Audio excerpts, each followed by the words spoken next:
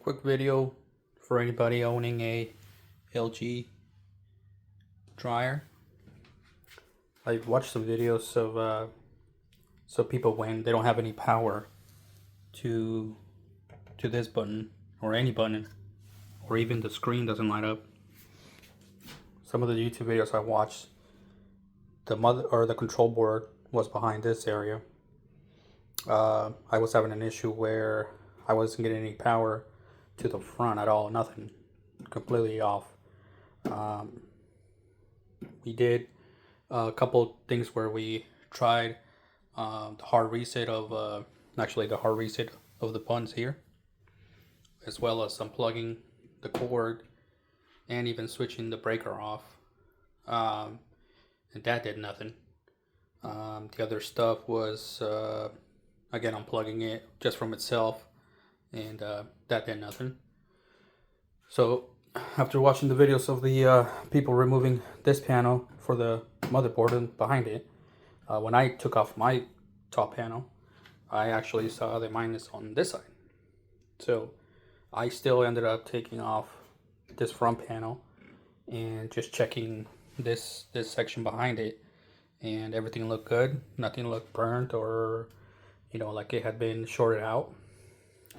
I removed this one, and most of the people, I don't know if you'll be able to see, but that little area right there, next to the right of the reddish paint or reddish connector there, that's where usually people are seeing these things getting burnt out. I took mine out. I didn't really see anything like that, so I didn't really like the idea of spending anywhere from a $300 directly from LG, or $70 to $150 from an eBay one, to where you don't even know if it's gonna work. So I ended up removing it, putting everything back together, and outside of my garage, bringing it back in here, and for some reason it started working. Now let's back up a little bit. Yesterday, when it shut off, when my wife put in a load, we figured maybe that thing got disconnected or something. I was thinking that because there's a tight space behind, right? After this goes back there, I figured that this might have gotten crimped or something and it overheated, because I just built this base for my wife here to raise the washer and dryer up. And I figured maybe by raising the washer and dryer, I actually ended up cutting this pipe down somewhat, because the original installers, had probably twice the size of that pipe. And so I cut it down to half and I installed it, make sure there wasn't any kinks or anything like that. But I figured, hey, maybe that's what happened, right? So we ended up trying to, I guess you can say, unkink it more, or try to have a better route for it. And we ended up moving the dryer forward from this area forward, and out of nowhere, my wife hit the button and it started back up again. So we kind of went with that first, right? So she ended up doing about 2 more loads of clothes, wet clothes. And on the third one, it turned off about halfway again. So we went back to the drawing board, and we left it because it was left late at night. This morning is when I decided to take it out of here, and I took it out to my garage. And I did that. I took this off. Everything looked good there. Took that off. Took it upstairs to inspect it with a little bit more light. Nothing. Everything looked good. Put it back together. Brought it back in here. And one thing. One thing was this wire was routed to the top. You see there's a little messed up there. At one point, these dryers we bought them used from an outlet, and I think that's why they were either returned or never sold at a Best Buy or something like that, because they were damaged, right? Now we've had these dryers and washer 3 years and they work perfectly, no problem. So again, just because they were a little damaged, I'm not blaming that on what happened today or yesterday. So this wire was being ran through the top and was getting squished a little bit right there. Okay, so I noticed that. At first, I routed the wire on the outside of this area right here, and I'll explain why I did that first, right? The other thing that I noticed first, though, was these wires. So if you notice, that white wire, that second white wire there, was actually routed here. And this wire, this green wire, was routed to that white connection.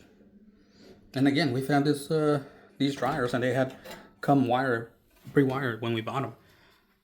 And they work perfectly.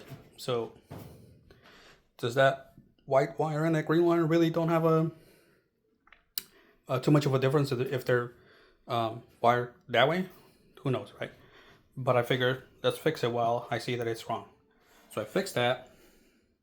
I figured, and a couple of the screws were also loose. Like this was loose, and a couple of those wires on the power cord were loose. So I tightened those out.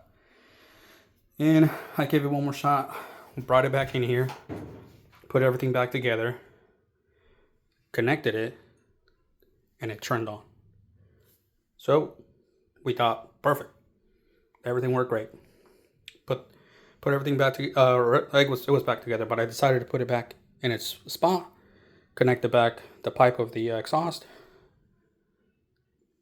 went to turn it back on, nothing. So I was disappointed. I figured even though this was not showing that it was burnt out, it was probably burnt out, but I was just not seeing it, correct? So pulled it back out, took the cover off, took the screws out,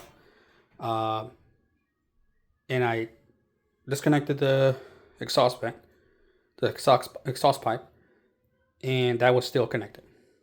Okay. Before we gave up on this being fixed and that had fixed the problem, we figured maybe the breaker tripped or something. So I told the wife, stay here while I fix that. Not pull the breaker, but shut it off. Turned it back on later after a few minutes. The plug was still connected. So while I was here and we saw that it still wasn't turning on, I asked the wife to please disconnect it so I can take it back out, and I was gonna have a professional come and look at it. At that point, I felt like I was out of my league, and I wasn't gonna be able to fix it. And I didn't want to spend anywhere from $300 to $150 on something like this, and not being the problem. Maybe that being the problem. If I had already noticed that the wires were not wired correctly, maybe that has shorted out. So again, I just didn't want to throw money at it myself, and I was gonna call a professional. When she touched the cord, the little light turned on. There's a light here. One thing. The only reason why I think that light went off was because I had this open. So when you have this open, automatically the light that's inside gets turned on. If that light does not get turned on, that light does not get turned on unless you're actually powering it. And I'm going to show you here. I'm just going to power it on. See that light? Okay, that light is pretty much what saved me from calling a professional. Because when she bumped the cord before she disconnected it, I saw that light turn on. And I say, hold on. And even she heard it and I say, hey, it made a sound. Like there's a fuse or a breaker in here that makes a little sound when the power comes to it. And I said, yeah, there's a light on. And she let go of the power cord and it turned off again. And let's see if while I'm talking, the light goes out. And do I have it up? So I just turned it off. See how the light's still on? That's because that light is on. And that light will go off when this light goes off. So I said, please wiggle the cord and see what happens. And sure enough, when she would wiggle the cord, that light will keep going on and off. And again, I had just fixed that.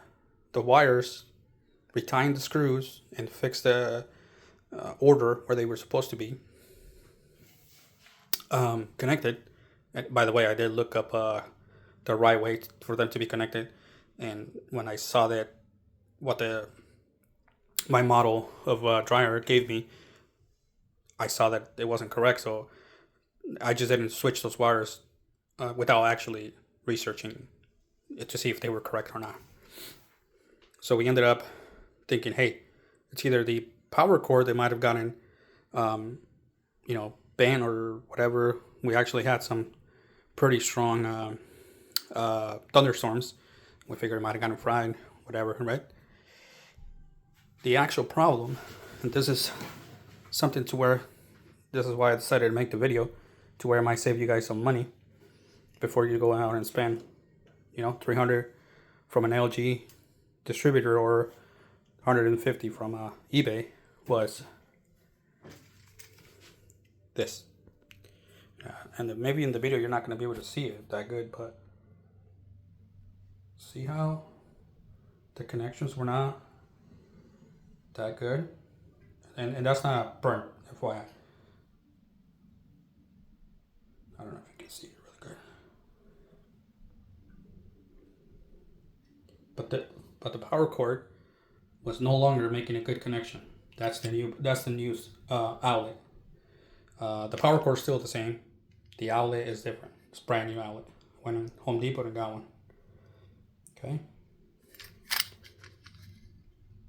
Back looked okay, but this is where it looks like it was getting worn out from a couple of the socket entrances or whatever you want to call it.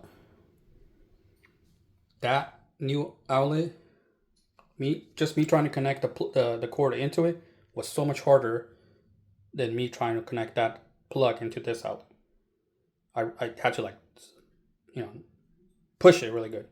This one just slides in, and once you would slide it in, it would hang a little bit. Not the outlet, the cord itself. And that's it. We've left it on. We've turned it on. As you can see, the light's off now. I don't know if you can tell. And the light is no longer on.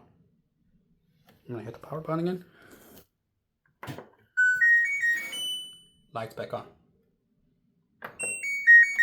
Turn it off. Light's still on. Light will stay on until this light here turns off. All right.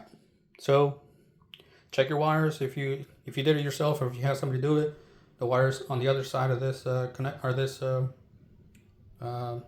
circuit, or whatever you want to call it. I'm not 100% sure the name of it. Again, I kind of like that LG has everything on the top. It was very easy to get to that. These was with the 3 tabs on the front, a couple screws. That's it on that side. Really easy to take out the front, this panel here, as well as this panel here. Again, this one I didn't even take it off because I knew the problem was here. But you're able to see the back of it once you remove this panel out to the front. You're able to see the back of that, and you're able to see if it's somewhat burned or anything like that. That one I actually disconnected it and took it off. This one to see if one of the other reasons that I took that panel out and disconnected it was I wanted to see if the little tabs in the actual panel were working. And what I mean is, when you push it, you hear the click. That one and down. So when I took that panel off, I pushed them to make sure that they were clicking. I figured maybe the the panel inside, the buttons were worn out, and when you were pressing them, the actual panel in the back was no longer making the click for it to send the signal to power it on, right? But they were working perfectly. They were making the sound. So I ruled that out. I knew that wasn't it. I thought that was it. I took it out, checked it out completely. Looked good. Fixed the wires. Fixed the ground wire on this side too. That's it.